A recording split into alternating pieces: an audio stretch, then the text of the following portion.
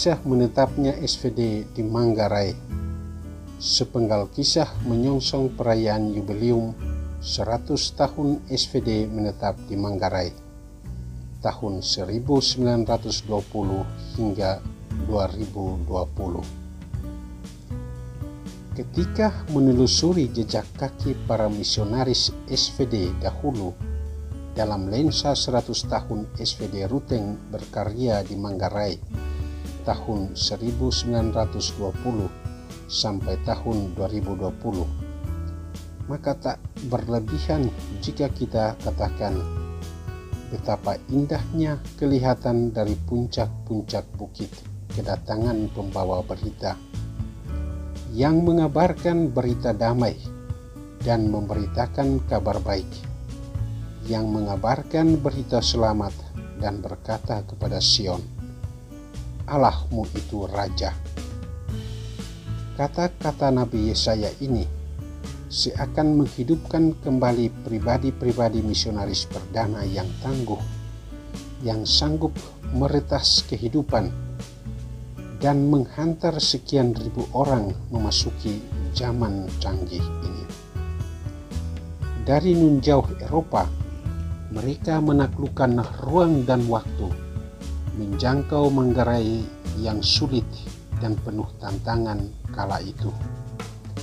Ada rasa bangga memiliki mereka, dan sudah sepatutnya kita menaruh hormat, memberi tempat istimewa dalam doa-doa kita bagi mereka, karena jasa-jasa karya indah dan dedikasi mereka untuk tanah Manggarai tercinta ini. Uskup Willem van Beckum pernah berkata, orang mestinya belajar bagaimana menghargai karya orang lain sebelum menuntut penghargaan atas dirinya sendiri. Tahun ini, tahun 2020, SVD Provinsi Ruteng merayakan yubileum 100 tahun menetap dan berkarya di Manggarai Raya. Perayaan ini tentu tidak terlepas dari kisah kedatangan SVD di Nusa Tenggara umumnya dan secara khusus di Manggarai Raya.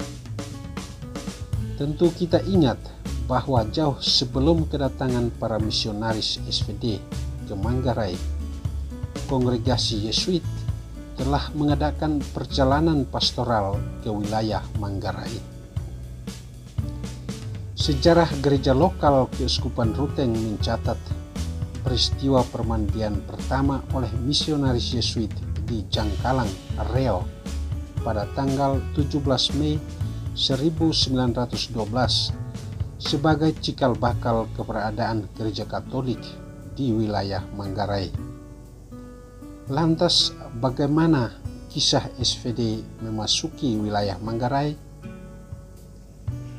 Serikat Sabda Allah atau yang umumnya dikenal dan disebut SVD memiliki cerita yang khas tentang cikal bakal kedatangannya di wilayah Nusa Tenggara pada umumnya dan Manggarai khususnya. Pada tanggal 18 Februari 1912, Roma mengeluarkan dekret Kongregasi Penyebaran Iman mengenai pengalihan Kepulauan Sunda Kecil dari Yesuit kepada SVD. Dengan terbitnya dekret ini, maka pimpinan umum SVD, Pater General Nicolaus Blum, mulai memikirkan tenaga untuk wilayah misi baru ini. Pater General dan dewannya mulai bersidang dan memilih Pater Piet Nouen SVD sebagai pribadi yang tepat untuk misi di Sunda Kecil. Kala itu Pater Piet Nouen sedang menjalankan misi sebagai seorang misionaris SVD di tanah misi Cina. Keputusan pimpinan ini disampaikan kepada Pater Piet Nouen melalui suatu proses yang panjang di kemudian hari. Berita tentang pengutusan Pater Piet Nouen ke wilayah misi Sunda Kecil berawal dari pertemuan umum atau Kapiten General keempat pada tahun 1909 di Stel, Belanda. Kapiten itu berlangsung dari tanggal 1 November 1909 sampai 15 Januari 1910. Ketika sedang berada di Roma, ia menerima surat dari Superior General SVD, Pater Nicolaus Blum, di mana Pater Piet Noen diminta kesediaannya untuk menerima rencana perutusan baru, yakni pembukaan rumah misi di Belanda. Sebagai sebuah hiburan atas perutusan baru itu, Pater General menjanjikan bahwa di kemudian hari akan dipikirkan perutusan baru untuknya, yakni akan diutus ke tanah misi Hindia Belanda, Indonesia. Hati Pater Piet Noen memberontak terhadap permintaan baru ini, tetapi karena kesadaran akan kaul ketaatan, maka ia pun memenuhi tugas baru itu. Pater Piet Noen SVD menginjakan kaki untuk pertama kali di Timor pada tanggal 20 Januari 1913 dan menetap di Lahurus, Atambua Timor. Pada tanggal 16 September 1913, Tahta Suci di Roma mendirikan Prefektur Apostolik Kepulauan Sunda Kecil yang mencakup wilayah Timor dan Sumba tanpa Pulau Flores.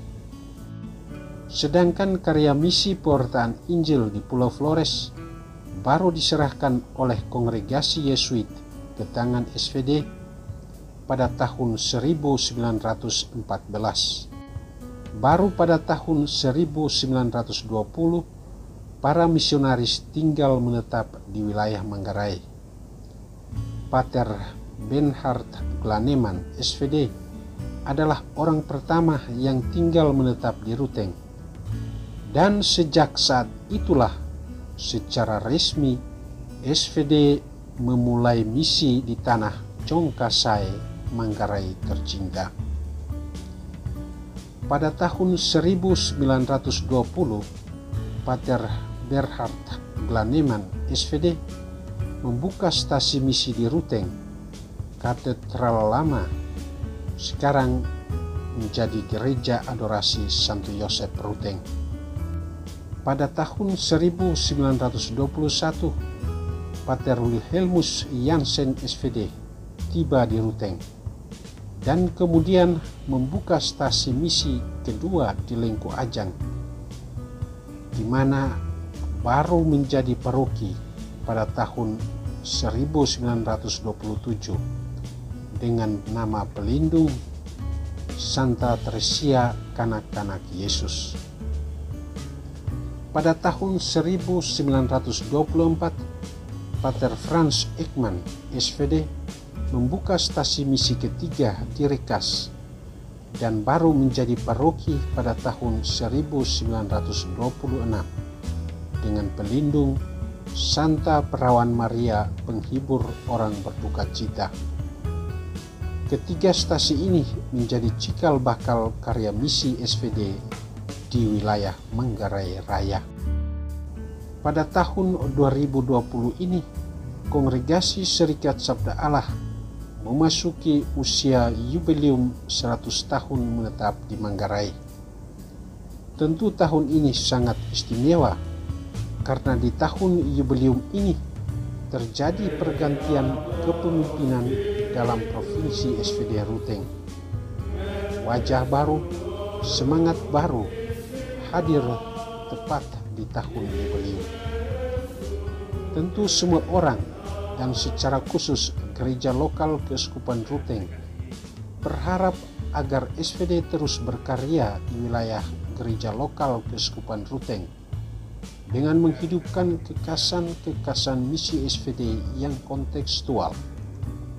Harapan Gereja Lokal Keuskupan Ruteng ini diungkapkan Monsinyur Siprianus Hormat dalam sambutan pada acara serah terima kepemimpinan dalam Provinsi SVD Ruteng periode 2020-2023. Para pendahulu SVD telah menarasikan perjuangan iman, cinta, dan bakti mereka secara khas sesuai karisma tarekat sebagai misionaris perintis. Semoga perayaan jubileum dan peristiwa pergantian kepemimpinan pada tahun 2020 ini menjadi momen indah bagi misionaris SVD zaman ini untuk menumbuhkan tekad, merapatkan barisan, mewartakan kasih, memberi kesaksian kepada dunia lewat karisma-karisma serikat, sebagaimana cita-cita awal Santo Arnoldus Jansen. Semoga hati Yesus hidup dalam hati semua orang. Sekian dan terima kasih. Salam persaudaraan dalam Sang Sabda.